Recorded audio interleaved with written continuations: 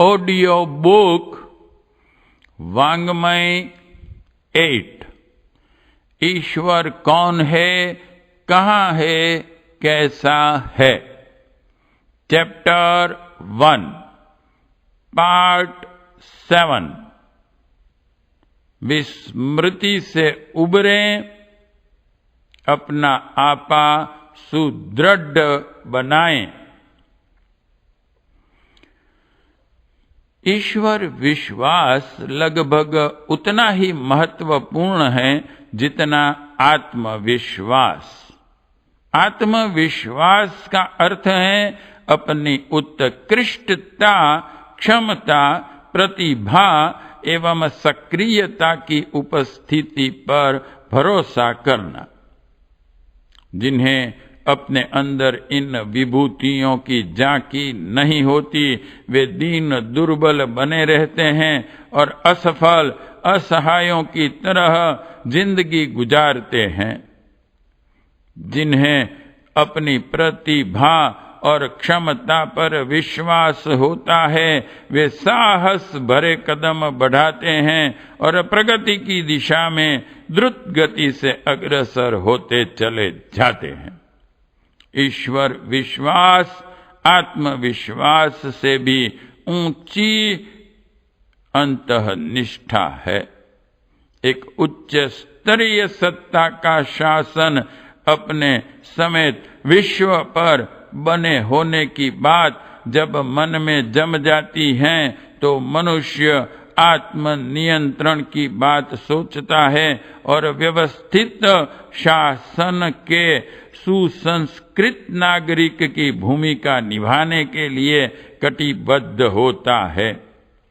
शासन की समाज की पकड़ से बच निकलने की संभावना देखकर ही आमतौर से उद्दंडता अपनाई जाती है और अनाचार के लिए हिम्मत पड़ती है। सजग शासन और उसका कठोर नियंत्रण होने की बात समझ में आ जाए तो फिर अवांछनीयताएं अपनाने के लिए हौसला ही नहीं होता, वरन सब कुछ शांति पूर्वक चलता रहता है।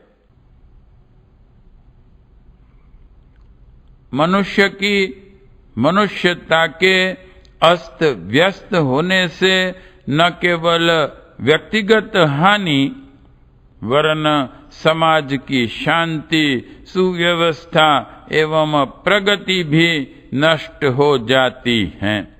व्यक्तियों का समूह ही तो समाज है। लोग जिस स्तर के होंगे उस स्तर का समाज बनेगा। समाज से व्यक्ति और व्यक्ति से समाज का संबंध उतना ही अविच्छिन्न है जितना वृक्ष का बीज से। दोनों अन्योन्याश्रित हैं। एक की स्थिति डगमगाने लगे तो दूसरे का अस्तित्व खतरे में पड़ जाएगा। ईश्वर विश्वास इन दोनों ही विपत्तियों में रक्षा करता है। सुनियंत्रित सूक्ष्म सत्ता की ईश्वर विश्वास की मान्यता ही मनुष्य को सच्चे अर्थों में सदाचारी और सज्जन बनाए रख सकती है। अन्य नियंत्रणों को तो वह अपने बुद्धि कौशल से सहज ही जुठला सकता है। पुलिस, कचहरी तथा लोक निंदा के नियंत्रणों से बच निकलने के अनेक उपाय आदमी को मालूम है। सर्वव्यापी, सर्वशक्तिमान किंतु निष्पक्ष न्यायकारी परमेश्वर का नियंत्रण ही सर्वांग पूर्ण है। इस लोक से लेकर परलोक तक, भौतिक सुखों से लेकर आत्मिक शांति तक का सारा क्षेत्र ईश्वर की व्यवस्था के अंतर्गत है। यह मानने वाला अपनी रीति नीति को सही बनाने के लिए विवश होता है। यह एक बहुत बड़ी बात है। व्यक्तित्व को परिष्कृत करने में यह आधार अत्यंत उपयोगी सिद्ध होता है। आस्तिकता की व्यापक प्रतिक्रिया सभ्य, सुसंस्कृत एवं समुन्नत समाज के रूप में प्रस्तुत होती है।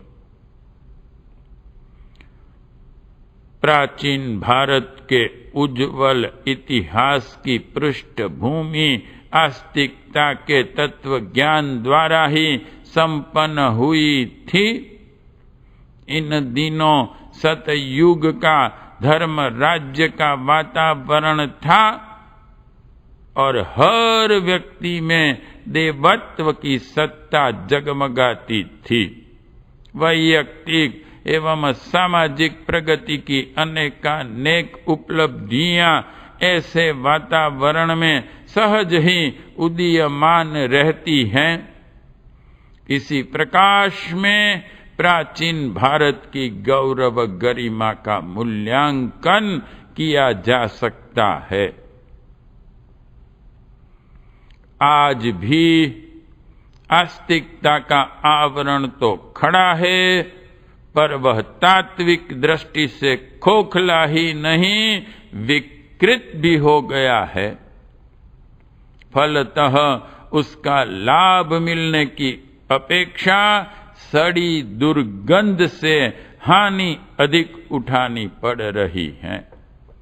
अब समझा जाने लगा है कि थोड़ी सी पूजा पत्री करके ईश्वर को वशवर्ती किया जा सकता है और उससे उचित अनुचित मनोकामनाएं बिना प्रयत्न पुरुषार्थ के सहज ही पूरी कराई जा सकती हैं। इस मान्यता ने लोगों को पूजा पाठ के विधि विधान कर्मकांड अपनाने के लिए तो आकर्षित किया, पर साथ ही उसे पक्षपाती और अंधेर गर्दी बरतने वाला भी ठहरा दिया। पूजा से ही ईश्वर प्रसन्न हो सकता है, तो फिर उसका अनुग्रह प्राप्त करने के लिए कठोर कर्तव्यों का पालन कौन करे? आत्म नियंत्रण, व्यक्तित्व का परिष्कार, लोक मंगल के लिए त्याग, बलिदान, योग साधना एवं तपश्चर्या अपनाने की आस्तिक परंपरा सदा से चली आ रही थी। इसे भी तथा कथित भक्ति भावना ने उखाड़ फेंका। जब गंगा स्नान, तीर्थ दर्शन जैसे सुलभ कर्म कांड पाप के दंड प्रतिफल से छुटकारा दिला सकते हैं, तो फिर पाप की खुली छूट का द्वार खुल गया। शासन और समाज की आंखों में धूल झोंकने की प्रवीणता लोगों ने पहले ही प्राप्त कर ली थी। एक ईश्वरीय नियंत्रण की कठोर कर्मफल की मान्यता ही चरित्र निष्ठा को बनाए रख सकती थी। वह आधार भी टूट गया। तो समझना चाहिए कि उच्छृंखलता के लिए पूरी तरह छूट मिल गई। आज की विकृत आस्तिकता अपने मूल प्रयोजन से भटक ही नहीं गई, वरन ठीक प्रतिकूल दिशा में चल पड़ी है। ऐसी दशा में तथा कथित भक्त लोगों को अपेक्षाकृत अधिक दंभी, दुराचारी एवं अकर्मण्य पाया जाता है, तो इसमें आश्चर्य की कोई बात नहीं। यह भ्रष्ट तत्व दर्शन का प्रतिफल है, जिसने कर्म दुष्कर्म के साथ ईश्वरीय अनुग्रह विग्रह की पतंग काट दी और कर्मकांड के जादू की छड़ी से ईश्वर को उल्लू बनाकर उससे चाहे जो उचित अनुचित करा लेने की बात भोली जनता के मन में बैठा दी।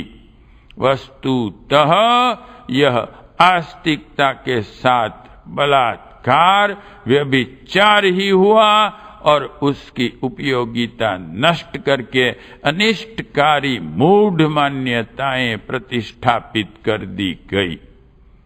इसका दुष्परिणाम भी सामने है। अन्य क्षेत्रों की अपेक्षा आस्तिकता के क्षेत्र में भ्रष्टता एवं दरिद्रता का बोलबाला अधिक है। तदनुसार वे अधिक मात्रा में दुखी रहते और दुखी होते देखे जा सकते हैं। भ्रष्ट रीति नीति किसी भी क्षेत्र में अपनाई जाए तो विपत्ति उत्पन्न करेगी। आस्तिकता का क्षेत्र भी इसका अपवाद नहीं हो सकता। वर्तमान धर्म की विडंबना के आधार पर विशुद्ध तत्व दर्शन की उपेक्षा की जा सकती है। ईश्वर विश्वास की उपयोगिता अपने स्थान पर सुदृढ़ है। यदि इसका मूल स्वरूप बनाए रखा जाए तो निश्चित रूप से व्यक्ति और समाज को अधिकाधिक परिष्कृत व सुसंपन्न बनाने का महान लाभ मिलता रह सकता है। ईश्वरत्व मानव जीवन का परम लक्ष्य माना गया है। आत्मा को परमात्मा, अणु को विभु, लघु को महान, पुरुष को पुरुषोत्तम, नर को नारायण बनाने के लिए ही ब्रह्म विद्या का सृजन हुआ है। उसकी चिंतन प्रक्रिया एवं कर्म व्यवस्था के दोनों पक्ष मनुष्य को अधिकाधिक उदात्त एवं परिष्कृत बनने की प्रेरणा देते हैं। ईश्वर की प्राप्ति अर्थात ईश्वर जैसी सुविकसित मनः स्थिति। ईश्वर व्यापक हैं, हमारी अंतरात्मा का स्तर भी यही होना चाहिए। सब में अपने को और अपने में सबको देखा जाए, यही आत्म विकास है। इस मान्यता का व्यवहार रूप इसी प्रकार बनता है कि अपनी आत्मीयता का सर्वजनीन प्राणी मात्र में विस्तार हो, दूसरों के दुखों में अपनी कष्ट जैसी संवेदना अनुभव हो और उन्हें बटाने के लिए आतुरता उमगे, तो समझना चाहिए कि आत्म विस्तार हो चला। अपने सुख साधनों, श्रम, समय और चिंतन को लोकोपयोगी प्रयोजनों में लगाने की आकांक्षा हिलोरे लेने लगे तो समझना चाहिए कि आत्म विस्तार का, आत्म विकास का, आत्म साक्षात्कार का लक्ष्य समीप आ गया। साकार ईश्वर दर्शन विराट विश्व के, विराट ब्रह्म के रूप में ही हो सकता है। कृष्ण ने अर्जुन और यशोदा को, राम ने कौशल्या और काक भूषणिनी को अपना विराट रूप दिखाया था। अर्थात यह अनुभूति कराई थी कि यह समस्त संसार ही भगवान का दृश्यमान रूप हैं। भगवान का दर्शन होने पर, उनके सामने आ उपस्थित होने पर सेवा और सद्व्यवहार की इच्छा उठेगी। लोक मंगल के प्रयास एक प्रकार से ईश्वर पूजा ही है। शिव जी का प्राचीन प्रतीक गोल मटोल शिवलिंग के रूप में है। लिंग अर्थात चिन्ह स्वरूप। भगवान का कल्याणकारी रूप देखना हो तो इसे भूमंडल के ग्लोब के रूप में देखा जाना चाहिए और उसे अधिक सुंदर समुन्नत बनाने के लिए घोर परिश्रम करते हुए तात्विक ईश्वर भक्ति का परिचय देना चाहिए। शालिग्राम की विष्णु प्रतिमा भी शिवलिंग जैसी गोल मटोल पत्थर की बनी होती है। शिव कहें या विष्णु, नामों का ही अंतर है, ईश्वरीय सत्ता तो एक ही है। देव मान्यता का आदि प्रतिपादन एक ही ईश्वर की अनेक विशिष्टताओं को अनेक अलंकारिक रूप में विचित्र करने की कला की अभिव्यक्ति के रूप में हुआ। पीछे लोगों ने उन्हें परस्पर आकृति प्रकृति की भिन्न भिन्न सत्ताओं के रूप में मानना शुरू कर दिया और निरर्थक बुद्धि भ्रम में उलझा दिया। तत्वतः परमेश्वर एक है, उसी को शिव विष्णु आदि कहते हैं। साकार उपासकों ने उसकी आदि प्रतिमा गोल मटोल शिवलिंग या शालिग्राम के रूप में इसीलिए गढ़ी थी कि इसे विराट ब्रह्म माना जाए और हर जड़ चेतन के साथ सद्व्यवहार की रीति नीति अपनाते हुए अपने चिंतन तथा कर्तृत्व को अधिकाधिक उदात्त बनाया जाए। निराकार ब्रह्म को हमारी अंतः चेतना दिव्य चेतना के रूप में अनुभव करती है। इसे तीनों शरीरों के साथ स्पर्श करते हुए देखा जा सकता है। स्थूल, सूक्ष्म और कारण शरीरों में से प्रत्येक के साथ दिव्य संवेदनाओं के रूप में ईश्वर की झांकी कभी भी की जा सकती है, कोई भी कर सकता है। स्थूल शरीर काया से सत्कर्मों के रूप में, सूक्ष्म शरीर चिंतन से सद्विचारों के रूप में और कारण शरीर अंतःनिष्ठा से सद्भावनाओं के रूप में ईश्वर का दर्शन स्पर्श किया जा सकता है। ईश्वर दर्शन के नाम पर देवी देवताओं या अवतारों की छाया प्रतिमाओं को देख सकने की ताक में लोग रहते हैं और स्वप्न में अथवा अर्धतंद्रित अवस्था में उस तरह की कोई झांकी मिल जाती है तो फूले नहीं समाते। यह आत्म प्रवंचना सर्वथा निरर्थक है। ईश्वर का कोई रूप नहीं। सर्वव्यापी ईश्वर जैसी दिव्य सत्ता आकृतिधारी नहीं हो सकती। जितनी भी आकृतियां ईश्वर की गढ़ी सोची गई हैं, वे मनुष्य की अलंकारिक कल्पनाएं भर हैं। प्रतिमा पूजन का विधान तो इसी प्रकार खड़ा किया गया है जैसे छोटे बालकों को वर्णमाला सिखाते समय क कबूतर, ख खरगोश, ग गाय, घ घड़ा आदि पढ़ाकर बाल बोध कराया जाता है। ईश्वर की अनेकानेक विशेषताओं के प्रतीक प्रतिबिंब ही देवी देवताओं के रूप में तत्वदर्शियों ने प्रस्तुत किए हैं। इनका उपयोग अपनी अंतःचेतना को प्रशिक्षित करने के लिए किया जा सकता है। श्रद्धा भक्ति बढ़ाने का अभ्यास इनके सहारे हो सकता है। ईश्वरीय सानिध्य की आकांक्षा को देव दर्शन के सहारे उभारा जा सकता है।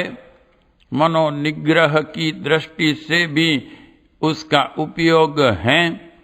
देव मंदिर धर्म चेतना के उत्कर्ष एवं परिपोषण के केंद्र रूप में होने चाहिए थे। इन निर्धारणों की कितनी ही उपयोगिताएं हैं, जिन्हें ध्यान में रखते हुए निराकार परमेश्वर को देव प्रतिमाओं और देव मंदिरों के रूप में जनसामान्य की सुविधा एवं लोक मंगल की दृष्टि से विनिर्मित किया गया था। आज जो लोग लकीर के फकीर ही बन गए हैं और तथ्य को भुलाकर दर्शन में उलझ गए हैं, दर्शन का वास्तविक अर्थ तत्व दर्शन फिलॉसफी है। लोगों ने उसका उथला अर्थ देखना भर कर लिया है। मूर्तियों को महात्माओं को देखने भर से पुण्य का मिलना मान लिया जाता है, जबकि चर्म चक्षुओं द्वारा देखना मात्र जानकारी बढ़ने भर का प्रयोजन पूरा कर सकता है। इसी जंजाल में उलझे हुए व्यक्ति तथा कथित इष्ट देवों के दर्शन को आत्म साक्षात्कार की संज्ञा देते हैं।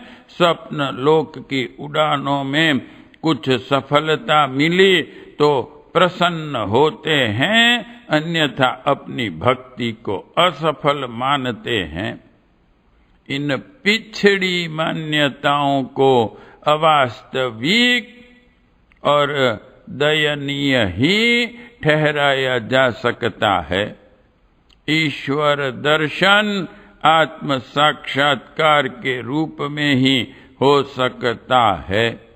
आत्म साक्षात्कार का अर्थ है आत्मा को ईश्वरीय सत्ता के प्रतिनिधि के रूप में विस्तृत और परिष्कृत देखना, उसे कषाय कल्मश से छुड़ाने और अपनी मूल स्थिति तक पहुंचाने की दृष्टि से जो भावनात्मक एवं क्रियात्मक विधि विधान हैं, उन्हें ही साधना कहते हैं। यदि साधना सही हो तो तथ्यपूर्ण लक्ष्य के प्राप्त होने की सुनिश्चित संभावना है। जीवन की समूची विधि व्यवस्था को उच्च स्तरीय बनाने वाली जीवन साधना हमें आत्मदेव का साक्षात्कार कराती हैं और उनके अजस्त्र अनुग्रह से चमत्कारी अनुदान से भरा पूरा बना देती हैं। सिद्धि इसी को कहते हैं। कर्म फल प्रायः तुरंत नहीं मिलता। आहार विहार के शरीर स्पर्शी क्रिया कृत्य ही तात्कालिक अनुभूतियां प्रस्तुत करते हैं। शेष सभी कर्म अपना प्रतिफल उत्पन्न करने में थोड़ा विलंब लगा लेते हैं। माली का बगीचा, किसान का खेत, विद्यार्थी का अध्ययन, परिपुष्टि आकांक्षा का व्यायाम, उद्योगी का व्यापार आरंभ से ही फल नहीं देने लगते हैं। उसमें समय लग जाता है। दूरदर्शी इसे सृष्टि का विधान समझकर धैर्य रखते और उपयुक्त समय आने की प्रतीक्षा करते हैं, पर बाल बुद्धि के लोग इस विलंब को सहन नहीं कर पाते और अधीर होकर अनुपयुक्त सोचने लगते हैं। विशेषतः कर्म फल तत्काल न मिलने की स्थिति में ऐसी ही हैरानी होती है। बहुधा सत्कर्मों का तत्काल प्रतिफल देखने में नहीं आता और प्रारब्धवश वे कष्ट भुगतने की स्थिति में ही पड़े रहते हैं। ऐसी दशा में यह भ्रम होता है कि प्रस्तुत कष्ट सत्कर्मों का ही दुष्परिणाम है। इसी प्रकार कई दुष्कर्म करने वाले सुखी, संपन्न एवं सफल पाए जाते हैं। इस स्थिति में भी भ्रम होता है कि कलि युग में दुष्कर्मों का फल सुख के रूप में और सत्कर्मों का फल दुख के रूप में होता है। इसलिए उपासना, साधना आदि सत्कर्मों से दूर रहकर अनीति की रीति अपनाए रहना ही ठीक है। पार्ट 7 समाप्त।